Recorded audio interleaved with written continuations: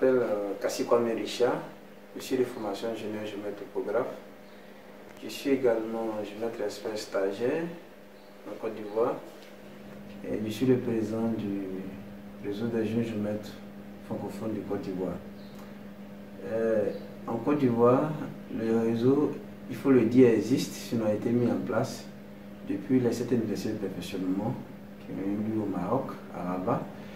Et il y avait, n'est-ce pas, des instructions qui ont été données par la FGF de mettre dans tous les pays de l'Afrique francophone ce réseau, permettre à la jeunesse ivoirienne, sur la jeunesse africaine, du monde, n'est-ce pas, des sciences géographiques, de pouvoir d'être au diapason des nouvelles technologies, des nouvelles changements, des nouvelles, n'est-ce pas, variations techniques, technologies, voilà, pour être à l'orée, n'est-ce pas, des nouvelles, n'est-ce pas, technologies qui sont aujourd'hui la pièce maîtresse, n'est-ce pas, de tous travaux, n'est-ce pas, de géométrie.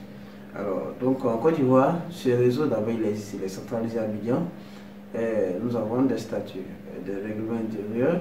Nous avons implanté ce réseau dans toutes les écoles de formation de géomètres, en l'occurrence l'INPHB, l'école du bâtiment et travaux publics, également l'école de San Pedro, l'école, n'est-ce pas, de Daoukro. Voilà. Donc, nos objectifs, c'est quoi? Comme le disait quelqu'un, peut-être quelqu'un disait comme ça que la meilleure façon de prédire, n'est-ce pas, son avenir, c'est de le créer. Alors, on ne peut pas parler de création d'avenir sans parler de conceptualisation.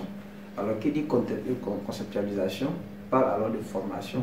Qui dit de formation parle alors, n'est-ce pas, d'adaptive training, de renforcement des capacités, et parle aussi également, n'est-ce pas, de partage d'expérience. Donc, nous, l'un de nos leviers essentiels dans nos réseaux jeunes géomètres en Côte d'Ivoire, c'est d'abord le partage d'expérience des aînés, n'est-ce pas, au nouveau cadet, et n'est-ce pas, la mise à jour, n'est-ce pas, de la connaissance de la formation. Parce qu'aujourd'hui, vous ne pouvez pas vous rendre compte, vous prenez un géomètre formé en 1970 ou en 1980, et vous prenez un géomètre formé en 2010 et en 2020, nous avons affaire à deux techniciens, deux spécialistes, deux ingénieurs différents, parce que, n'est-ce pas, les approches sont purement différentes. C'est pour ça aujourd'hui, nous décidons au niveau des jeunes géomètres francophones, n'est-ce pas, de faire la mise à jour de, n'est-ce pas, de nos compétences, de renforcer, n'est-ce pas, nos capacités. Ça, c'est l'un de nos leviers. Deuxièmement, nous organisons également aussi des conférences, des séminaires, n'est-ce pas, de formation, de renforcement de capacités. Voici un peu ce que je peux dire de façon globale sur notre réseau.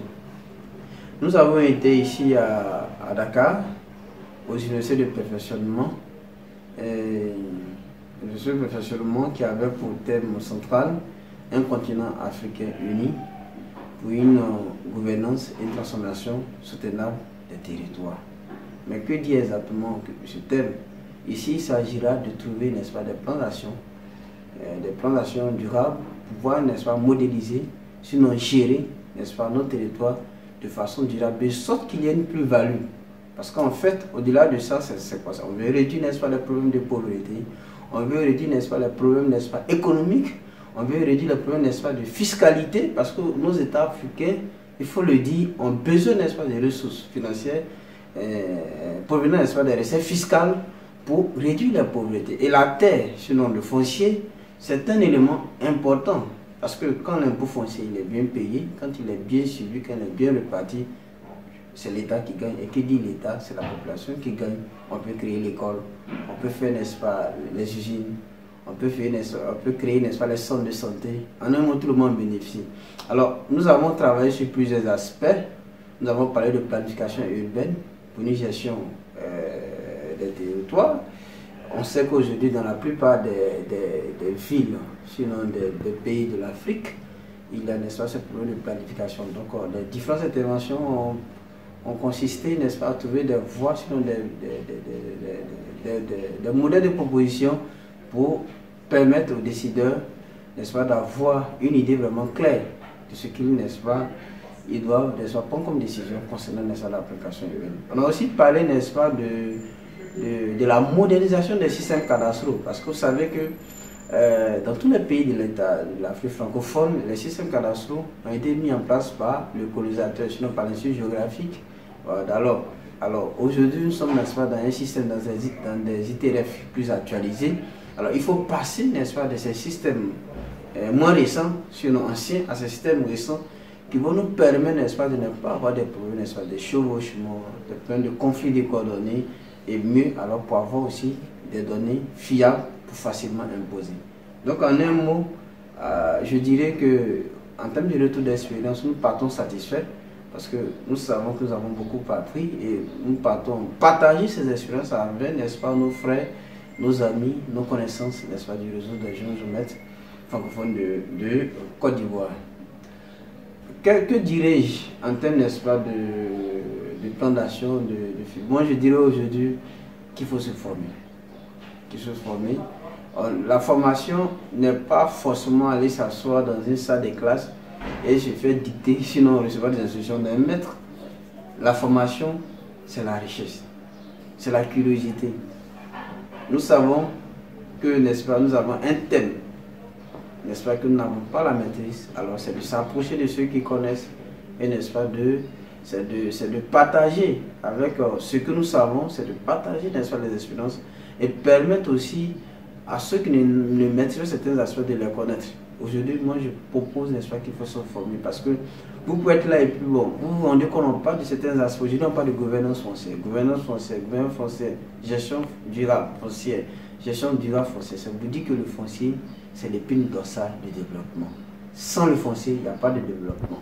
Parce que si la terre qui doit habiter le développement économique, qui doit habiter les écoles, qui doit habiter les routes, qui doit habiter, n'est-ce pas, les centres de santé, qui doit habiter, n'est-ce pas, les institutions de la République, cette terre a fait l'objet de conflits, alors il n'y a pas de développement. Donc le foncier est le centre névralgique de tout développement. Alors j'invite, n'est-ce pas, mes frères, mes amis, de se former suffisamment, d'aller à la recherche de l'information, parce que le savoir, c'est l'âme véritable, n'est-ce pas, de ce siècle. Et je tiens aussi à remercier nos amis sénégalais, en l'occurrence M. Diouf Maké, le président du réseau Jeunes Géomètres du Sénégal, pour son dynamisme, pour sa détermination. Je remercie aussi tout la FGF. Je remercie également l'Ordre des géomètres experts du Sénégal. Je remercie aussi l'Ordre des géomètres experts de la Côte d'Ivoire qui nous a donné l'opportunité d'être ici à Dakar pour venir vraiment nous former. Merci.